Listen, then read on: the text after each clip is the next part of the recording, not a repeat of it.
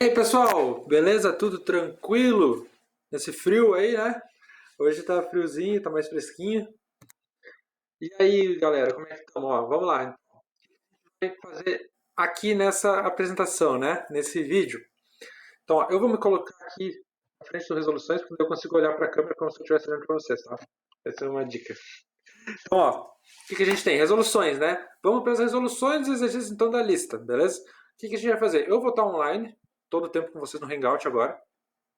Enquanto vocês estiverem assistindo isso aqui, eu vou estar online também. Aqui não tem resolução, no caso, como é que eu vou dizer? Eu não vou demorar tanto tempo para resolver porque eu já fiz uma apresentação resolvendo ela, né? Então vocês vão ter os valores todos aqui. Os resultados vão estar aqui também, né? Então vocês vão poder conferir com aquilo que vocês fizeram ou o que vocês vão fazer, não tem problema. E aí vocês vão poder comparar, né, com aquilo que vocês fizeram. Se tiver alguma dúvida, vão estar online no Hangout. Vou entrar depois mais pro final da aula ali no Meet, né? Daí a gente pode conversar, beleza? Sobre os exercícios em si, sobre dúvidas que vocês possam ter, parte teórica, tanto faz, ok? Então vamos lá, o que a gente tem? Número 1, né? Cidade de Santo Mateus possui população de 88 mil habitantes de acordo com o censo de 2020. Então, esse aqui vai ser um exercício clássico da curva logística que a gente já fez várias vezes, né, no nosso conteúdo, né, várias vezes durante as aulas. Então, os censos anteriores registraram a população na cidade em 50 mil habitantes, em 2010, 25 mil habitantes em 2000, e há na cidade uma indústria de laticínios que utiliza 1.000 metros cúbicos por dia de água, e a ETA local consome 4% da água produzida para a limpeza dos filtros, ok? Então, a gente sim, utilizando o método da curva logística, então a gente tem que definir qual que é a previsão da população para 2030, 2040, 2050. Para um horizonte de projeto de 20 anos, contando a partir da data atual, quais as previsões de evasão da captação até a ETA, da ETA até a reservação e da reservação até a distribuição. Dados, a gente tem que adotar K1, né, coeficiente de maior uso diário de 1,2 e K2, coeficiente de maior uso horário de 1,5, com uma cota per capita, né, de água de 180 litros por habitante por dia. Beleza? Então, como que a gente organiza, então? A gente tem uma população P2 de 88 mil, uma população P1 de 50 mil, uma população P0 de 25 mil habitantes. Essas são as populações. Então, qual que é o T2? O T2 é o tempo relativo ao P2. Se o P2 é de 2020, o T2 é 2020 também. T1 vai ser 2010 e o T0 vai ser 2000, né? O nosso D, o que é o nosso D? É o tempo de intervalo entre os dados, né? Então, entre P2 e P1, 2020 e 2010, 10 anos, entre o P1 e P0, a gente tem 10 anos também, 2010 menos 2000. Lembrando sempre que no método da curva logística, os nossos dados têm que estar na mesma diferença de tempo entre eles, tá? Não pode ser tempos diferentes. Então, eu não posso pegar, por exemplo, uma estimativa de dados, né, uma estimativa de população, 5 anos depois estimar a população e usar, e depois utilizar uma população de 10 anos. Não posso, né? Eu tenho que deixar o tempo igual. Nesse caso, D igual a 10, porque a diferença entre esses anos é assim. O T grande, né, que a gente vai utilizar lá no final da equação, na fórmula do P, realmente. Qual que é a diferença entre o tempo que nos interessa? Então, por exemplo, a primeira população que a gente vai ter que definir é a população de 2030. O tempo que nos interessa menos o tempo da primeira medição de dados, P0. Ok? Como a primeira medição de dados é 2000, 2030 menos 2000, a gente vai ter o T grande, no caso, né? De 30 na primeira parte do exercício, T de 40 na segunda parte do exercício, para 2040, e o T de 50 para 2050, beleza? Ó, vamos colocar 4. O que a gente tem então? O K, né, que é o nosso horizonte da nossa população de saturação, digamos assim, tem aí, né, todos os valores, colocando naquela fórmula os valores que a gente tem, chega num K de 208.333, ok? 333 habitantes, é para a gente dizer porque é a população de saturação, dessa população vai passar. O nosso B, então, entrando naquela nossa fórmula ali, a gente chega num B de 0,0840, né? Lembrando sempre que aqui embaixo entra o nosso 10, né, que é o nosso diferença de tempo entre os dados. A gente tem depois, então, o nosso A entrando na fórmula com os dados que a gente tem. O nosso K, então, era de 208.333, menos 25, que é a população inicial. A gente tem o A, então, de 1,9924. Se a gente entrar com todos esses dados na fórmula da população, a gente vai ter uma população em 2030 de 130.987 habitantes. Ok? Ah, mas professor, agora a gente vai ter que fazer para 2040, tem que repetir todos os dados, vai dar um caos, é muito número, a gente pode errar. Não precisa, por quê? A população de 2040 só vai mudar uma parte da fórmula. Então, até o A, até aqui, esse númerozinho aqui, tem aqui o nosso B. E na curva logística, a população que nos interessa, para o ano que nos interessa, é o K sobre 1 mais o exponencial elevado na A menos B vezes o T grande. T grande, 30, né? Para o nosso primeiro caso, porque a gente quer saber para o ano de 2030 em si. Então, no caso, a primeira população de 130 mil, se eu substituir esse T de 30, mais ou menos 166.600 habitantes. E para 2050, substituindo por 50 ali, né? Vai dar 187.669. Como que é o T mesmo? O T grande, como que eu consigo? Voltando lá para aquele outro slide, né? Relembrando, o T grande nada mais é do que a diferença entre o ano que a gente quer saber a população para o ano da primeira medição de população dos nossos dados. No caso, 2000. Então, deu coincidência aqui da nossa população primeira ser 2000 e a população que a gente quer saber é um ano mais fechado, né? Digamos, por exemplo, que eu tenho a primeira medição de 1990, ok? Aí a gente vai entrar como a primeira medição de 1990. Digamos que eu queira saber para 2050, aí vai ser 60 o nosso T aí, no caso, né? Mas no caso é 2000, então não precisa se preocupar. Então as nossas populações vão dar mais ou menos valores assim, ok? Pode ser que não dê valores exatamente iguais ao de vocês, não tem problema, porque eu acabei utilizando todas as casas depois da vírgula. Todas as casas possíveis depois da vírgula, tá? Eu não fiz nenhum entroncamento, nenhum arredondamento no cálculo. Então pode ser que dê um número um pouquinho diferente. Não tem problema. Dando um número semelhante, 130.900, 130 mil, entendeu? Semelhante, tá certo, beleza?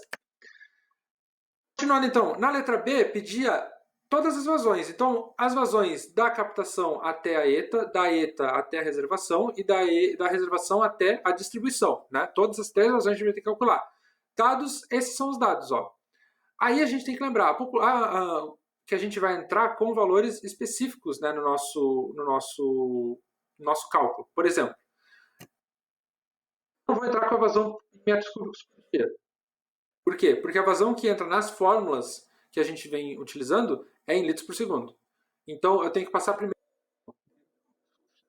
para 11,57 litros por segundo, ok? E a nossa cota per capita é 180 litros por habitante dia, tranquilo. Ó, a nossa primeira vazão, qual a população que a gente usa? Né? Essa é a pergunta-chave, a pergunta mais importante aqui quando a gente vai calcular as vazões, porque o cálculo em si é muito simples, né? Lembrando sempre que aqui, né, entra 1,0 mais a porcentagem de consumo, né, da ETA em si. Mas então, qual que é a população que a gente vai usar no nosso cálculo? A letra B pede para calcular um horizonte de projeto de 20 anos. Né? Então, se a gente está em 2020, contando a data atual, fala no exercício também. Se a gente está em 2020, qual que é o horizonte de projeto de 20 anos? 2040. Então, a gente vai ter que usar a nossa população de 2040. Eu estava apontando na tela. Aqui embaixo de 166.605 habitantes. Okay? Bom, entrando com ele no cálculo, o cálculo bem simples, basicamente só puxar a fórmula. A gente vai ter uma vazão 1, captação até a ETA de 443,65 litros por segundo. Vazão 2, da ETA até a reservação, até os reservatórios, de 426,58 litros por segundo. Vazão 3, aí considerando o K1 e K2, o K2 não entra, né? O K2 só entra no nosso cálculo final. 634,09 litros por segundo, ok? Então, esses são os 2 primeiros exercícios. Qualquer dúvida, só me chamar lá no Hangout, tá?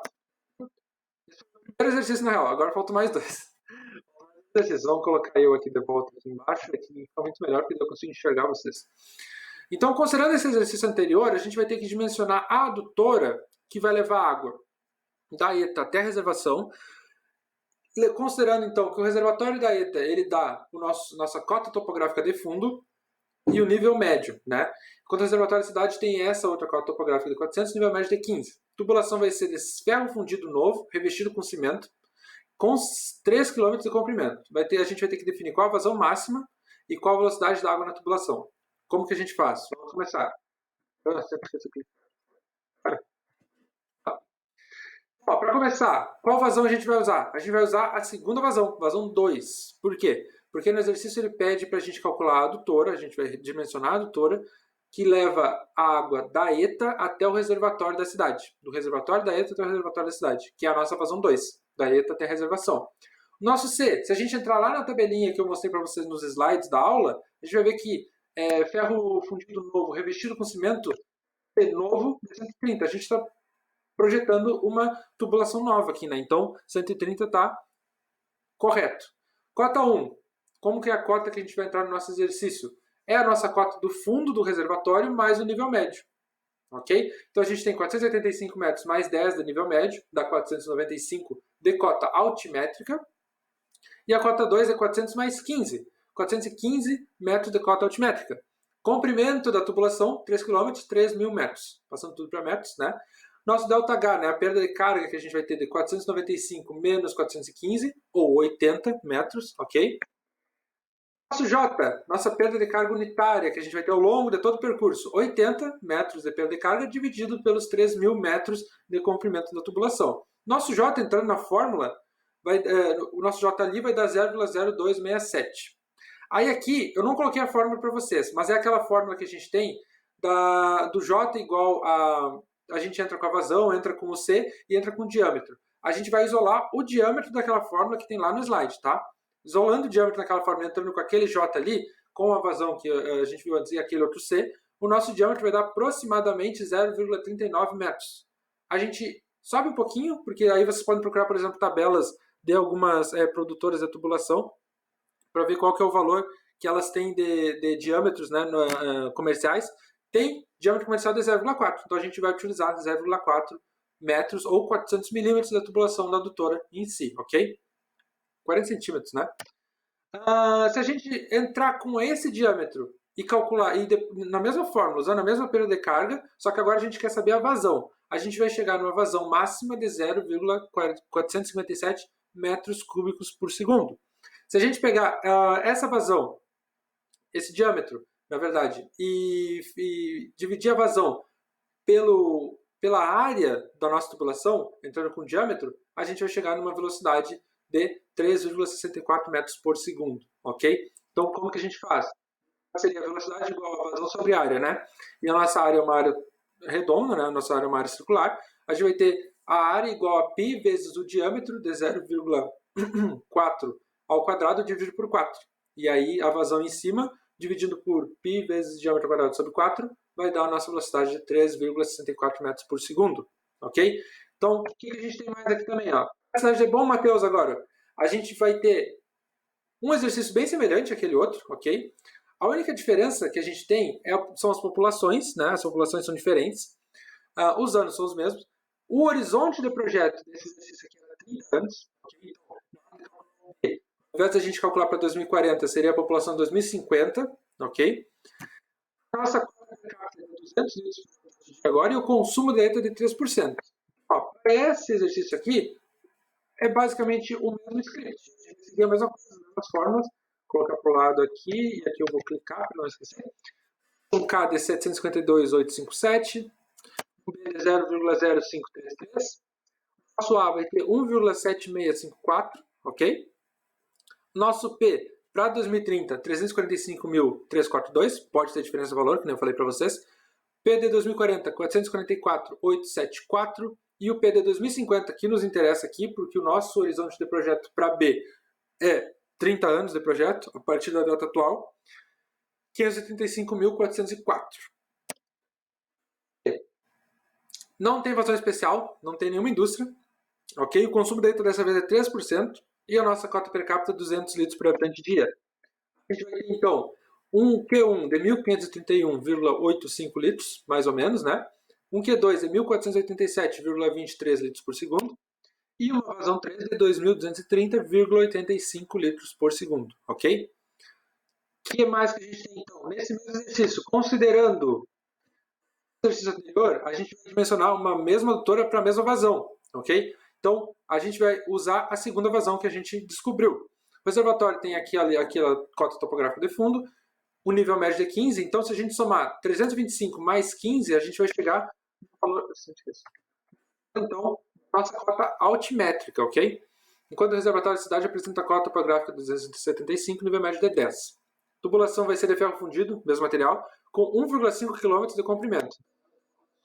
A nossa vazão de 1487,23, C130. Nossa cota 1 altimétrica de 340, somando os dois. Cota 2, 285, somando os dois também. E o nosso comprimento de 1.500 metros, 1,5 km. Delta H, perda de carga então, 55 metros, ok? 340 menos 285. Nosso J, nossa perda de carga unitária, né? O que a gente tem então? 55 dividido por 1.500, ou 0,0367. Entrando com isso na nossa fórmula do J, da perda de carga, e isolando o diâmetro para descobrir qual que é o diâmetro que a gente vai usar, a gente chega num diâmetro aproximado de 0,58 metros, ok? E existe o diâmetro comercial de 600 milímetros para a gente usar em adutoras. Então, a gente vai simplesmente adotar 600 milímetros para a adutora. Quanto que fica a vazão máxima para esse valor de diâmetro? A gente vai ter então uma vazão máxima de 1,58 metros cúbicos por segundo, ok? E uma velocidade de 5,59 metros por segundo, beleza? Então, ó, qualquer diferença que tenha dado nos valores, podem falar comigo, que daí eu vou estar online no Hangout e depois mais tarde eu entro no Meet para conversar com vocês sobre os exercícios, sobre o que vocês acharam, beleza? Então, ó, qualquer coisa é só falar. Eu espero que vocês tenham gostado. Eu fazer diferente porque se eu fosse fazer do jeito que eu sempre fazia, vocês não iam conseguir enxergar direito, né? Então, pelo menos assim, vocês conseguem ver quais são os valores. Esse aqui vai estar o PDF lá vai estar no Classroom, né? Vocês já vão ter acesso a ele. Então, vocês vão conseguir olhar os valores direitinho sem a minha cara tapando a tela, beleza? E aí, qualquer coisa, é só chamar, ok? Então, daqui a pouco, pessoal.